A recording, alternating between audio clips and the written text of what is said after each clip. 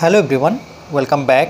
Study ম্যাথামেটিক্সে প্রত্যেকে স্বাগত জানিয়ে ক্লাস 6 থেকে chapter 23 page number 273 video part number 5 করব। আজকে আমরা এখান থেকে করব সহেলি একটি আয়তক্ষেত্রাকার কাগজ সমান দুভাঁজ করে ভাঁজ খুলে দিল। এবার এক ভাঁজে এক ফোঁটা পেনের কালি ফেলে দিল ও দুভাঁজ বন্ধ করে চেপে ধরল। এই যে দেখো সে কী করলো, আয়তক্ষেত্রাকার কাগজ সমান দুভাঁজ করে ভাঁজ খুলে দিল আর এক ভাঁজে সে কী করলো, এই যে প্রথমে আয়তক্ষেত্রাকার একটি কাগজ সে নিয়েছে আর সেটিকে সমান দুই ভাগে ভাগ করেছে। তাহলে মাঝ বরাবর ভাঁজ করলে পরে দুই ভাগ হয়ে যাচ্ছে। এবার একটা ভাঁজে সে কী করলো, পেনের কালি ফেললো।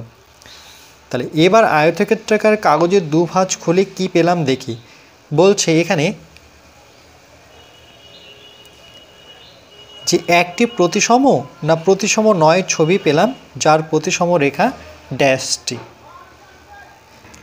এক্ষেত্রে দেখো এখানে যে কালিটি ফেলবে বা এখানে যে কালিটি ফেলবে, আমি কাগজটিকে যে ভাঁজ করে দিই তাহলে যতটুকু পরিমাণ কালি এখানে লাগবে ততটুকু পরিমাণ কালি কিন্তু পরে যে ভাঁজ করা অংশটুকু আছে সেখানে সেই পরিমাণই কালি লাগবে। তাহলে একই পরিমাণ যেহেতু কালি লাগছে তাহলে প্রতিসম রেখা এখানে একটি, যেহেতু পি কিউ তাহলে পি কিউ হচ্ছে প্রতিসম রেখার নাম এটা।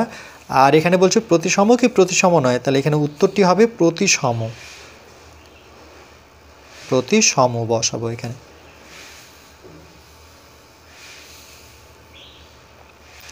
দীপক একটি মজার ব্যাপার করলো, একটি আয়না এনে আগের একটা ছবির উপর নিচের মতো ধরলো। বলছে আগের ছবিগুলো যেমন আমরা গ্লাস দেখেছিলাম, ক্যাপিটাল এ দেখেছিলাম, প্রজাপতি দেখেছিলাম, সে কী করলো, একটা আয়না এনে আগের একটা ছবির উপর নিচের মতো ধরলো। বলছে যদি এভাবে আয়না বসাই কী পাই দেখি ও লিখি। তাহলে আয়নাটি এরকমভাবে ধরেছে, মানে ধার বরাবর ধরেছে। তাহলে যখনই ধরেছে ধার বরাবর, তাহলে দেখো অর্ধেকটুকু অংশ সে আয়নার মধ্যে দেখতে পাচ্ছে, মানে ডাইরেক্ট সামনে রেখে আরেকটা সে আয়নার ভেতর দেখতে পাচ্ছে। তাহলে এটাকে অর্ধেক করতে পারছে, এটা প্রতিসম। ঠিক একইভাবে এর সামনে যদি একটা আয়না রাখা হয় তাহলে এর অংশটুকু কিন্তু আমরা আয়নায় দেখতে পাবো। এরকম ঠিক একইভাবে প্রজাপতির একদম মাঝ বরাবর যখন আয়নাটি রাখছে তাহলে অর্ধেক অংশটুকু আয়নার বাইরে আর অর্ধেক অংশটুকু আয়নার ভিতরে। এখানে একটি আয়না যদি আমরা এইভাবে বসাই, দেখো যেভাবে বসিয়েছে, তাহলে এক্ষেত্রে আমরা এর অর্ধেক অংশ বাইরে দেখতে পাচ্ছি আর অর্ধেক অংশ আয়নার ভিতরে দেখতে পাচ্ছি। ঠিক একইভাবে এর ক্ষেত্রেও আমরা দেখো অর্ধেক অংশ হচ্ছে বাইরে আর অর্ধেক অংশ ভিতরে। এটার ক্ষেত্রে দেখো ঠিক একইভাবে অর্ধেক অংশ হচ্ছে বাইরে, অর্ধেক অংশ হচ্ছে আয়নার ভিতরে।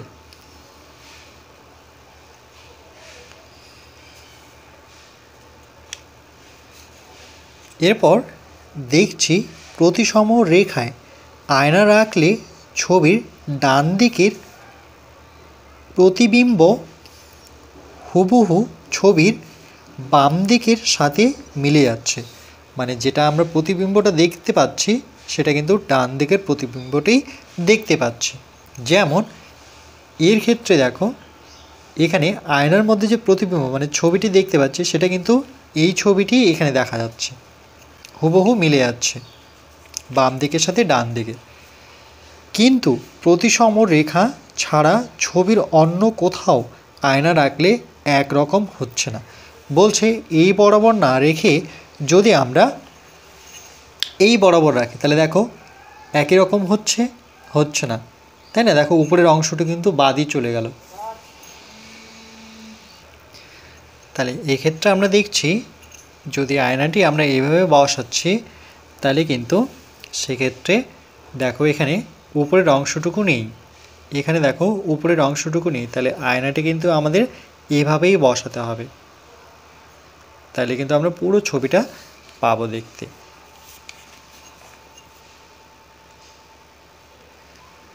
যদি এভাবে আয়না বসাই কি পাই দেখি।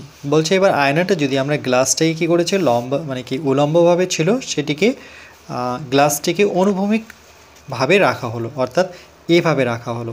এবার আয়নাটি এই বরাবর যদি বসাই তাহলে কিন্তু পুরো ছবিটা আয়নার মধ্যে আসবে।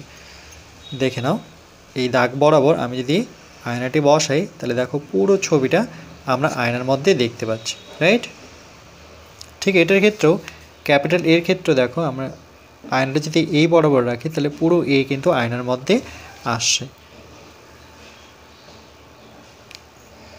তাহলে পুরো ছবি আসতে গেলে আমাদের গ্লাসটা ঘুরিয়ে রাখতে হবে আর এটাকেও ঘুরিয়ে রাখতে হবে, তাহলে আমরা এই আয়নার মধ্যে পুরো এটাকে দেখতে পাবো।